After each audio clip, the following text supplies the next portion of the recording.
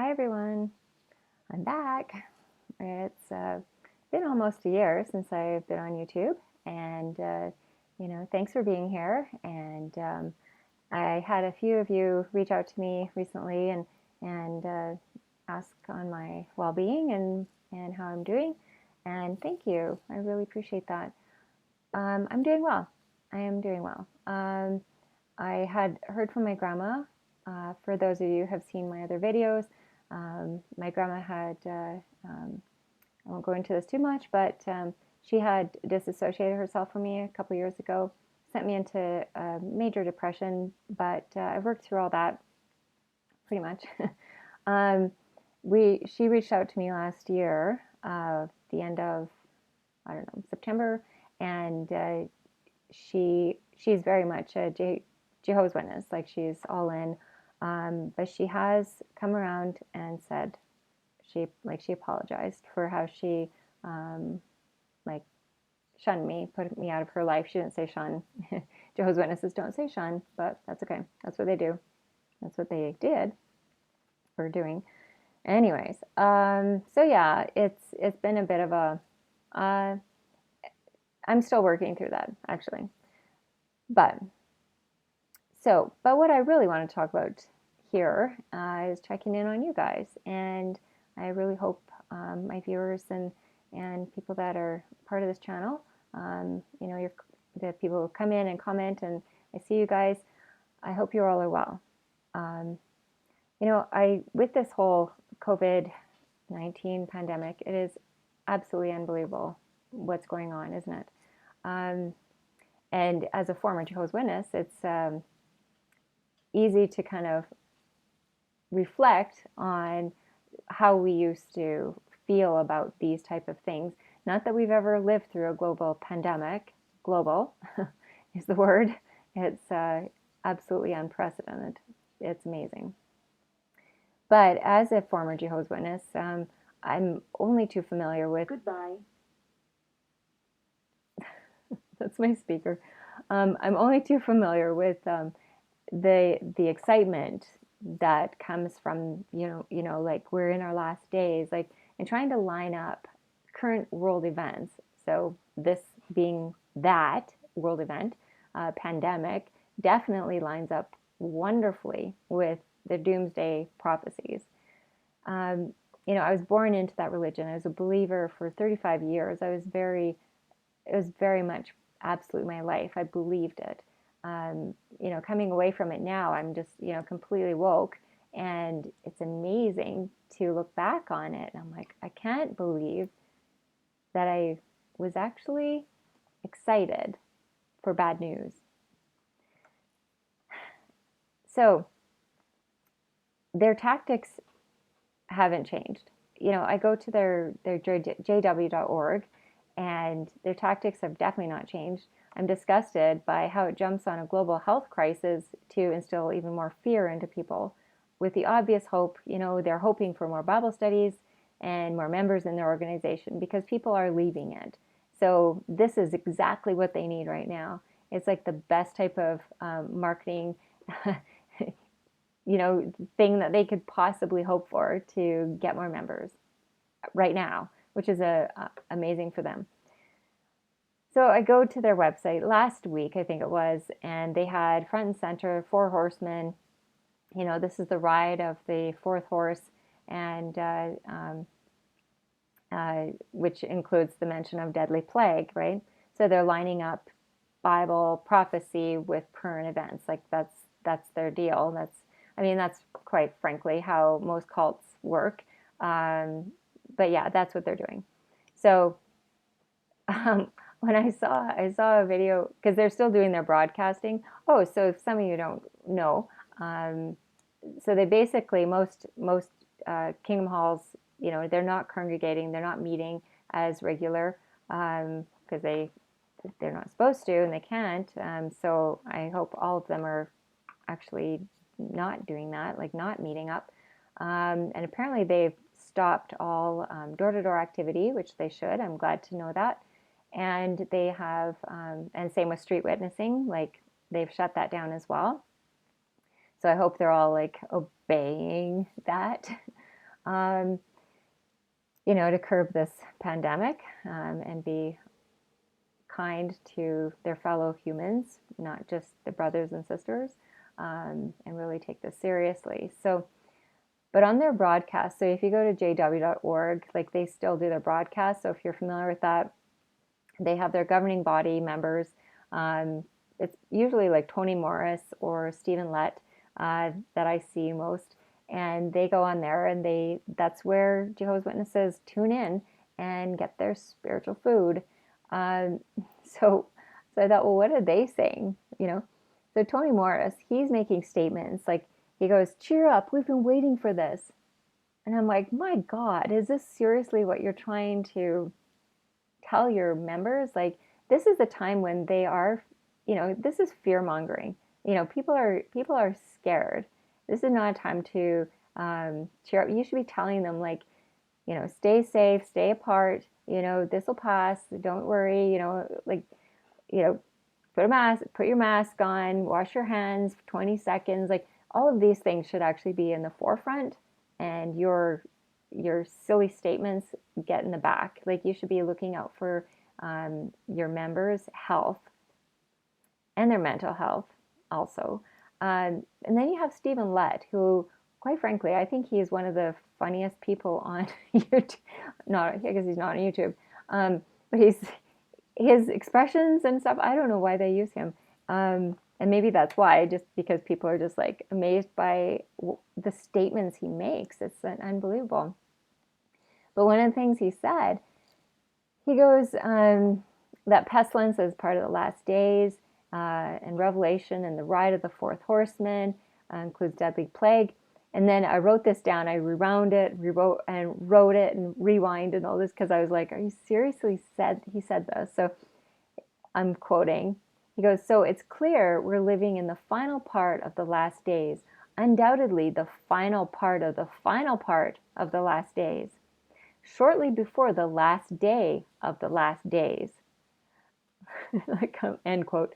So I was like, did he say that? Like, how can you say, like, he's just repeating himself just to make it more of a statement? Like, it's so bizarre. Like, how can you say final and last days so many times in one sentence? Like, anyways, I just feel sad that that's their message right now, instead of looking out for people's mental health, especially because now they're not congregating and socializing and preaching, and that's where they get all Jehovah's Witnesses. That's what they look forward to, and getting together and being with each other, because they're not part of the world. I mean, that's their main thing, is to only be with each other. So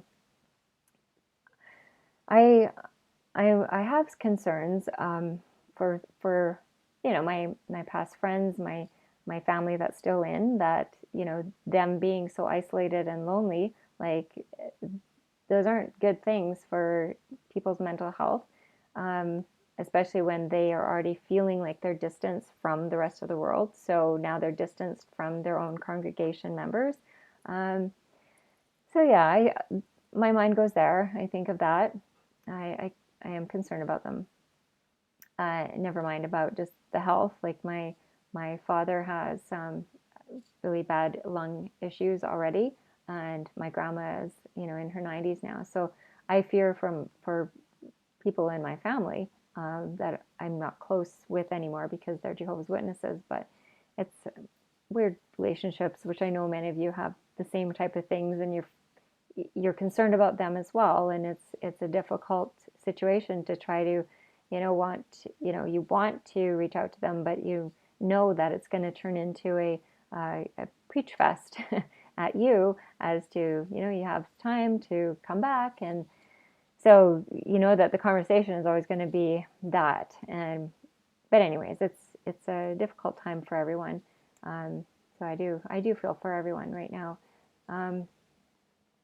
So another thing I was thinking is that, because we're coming into the memorial time, which is the number one event of Jehovah's Witnesses, it's pretty much the only event that Jehovah's Witnesses celebrate every year, which is the Passover. So it's celebrating Jesus' death or memorializing Jesus' death, and the Passover, and everybody gets together. It's actually one of their largest times where they go out proselytizing and trying to get people, giving out invites for people to come, and they really love seeing their numbers. They do a lot of statistics on how many people attended the memorial, and that's one of their largest things that they announce after memorial to see, their success of their preaching work, is how many people come to memorial. So it's kind of interesting because they have changed the memorial this year so that they're saying that they aren't going to be meeting in their congregations.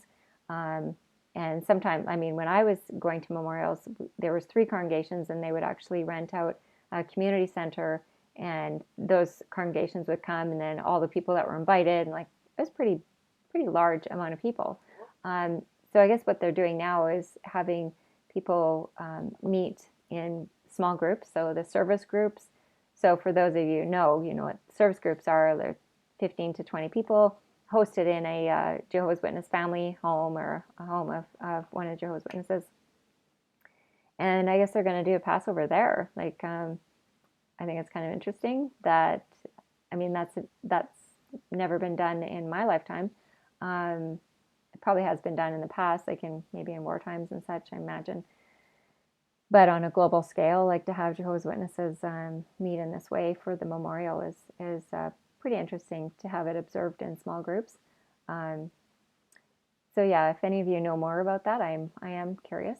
And then the other thing, so because all door-to-door work and street witnessing has been shut down, they changed it now, and they're telling Jehovah's Witnesses to switch to preaching online and phone witnessing and their letter writing, because they still have to do their preaching, because you still have to get in your monthly average of hours in order to basically be an active Jehovah's Witness. So, but overall, I'm I'm disappointed, but I'm not surprised by the JW.org and the broadcasts of the governing body putting more fear into people instead of actually helping with their mental health, is really where it comes down to. Never mind their actual physical health. And I really feel that both those things should be front and center, not the Four Horsemen, and not their own take on prophecy at this point in time. Because if they were truly a loving organization, that's what they would be focusing on, is people's actual health, and not their own message, which turns out to be making more Jehovah's Witnesses from Bible studies. Sign up if you want to learn more about the Four Horsemen. Anyways, so for all of those that have woke up from this organization recently, just realize why you woke up. Realize where this message from them is coming from.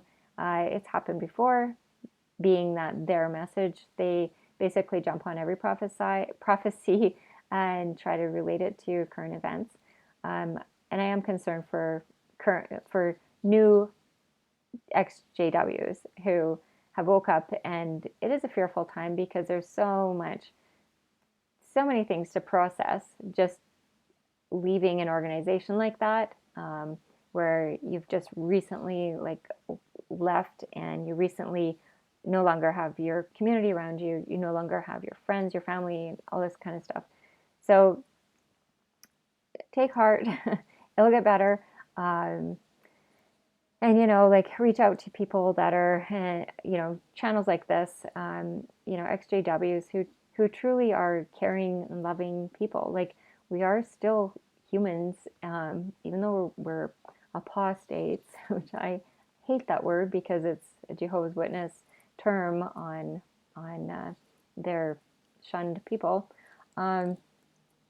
So anyways, but yeah, I do encourage you to reach out to people such as myself and comment and just be active in the ExJW community, because we're all here to support each other.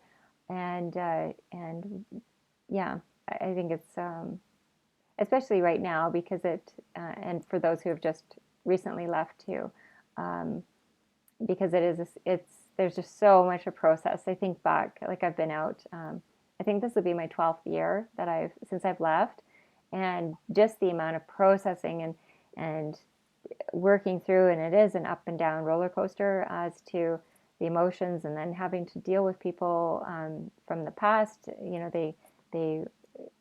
they come up for air sometimes to actually, see how you're doing, and which isn't very often after a while. But anyways, it can really play on your emotions, and especially when they're, when you do talk to them, it's all about like, this is prophecy, you should come back, you'll still have time. We're in the end, like this whole message that we've all known, for me, my entire life, and to actually have that back, to constantly be in your face it can be a little heavy, I guess, is where I'm trying to say. So yeah, I guess that's the end of my message. Other than just, keep safe, keep calm, keep healthy, stay home, and we'll all get through this. All right. Sending you love and hugs. Bye, everyone. Bye.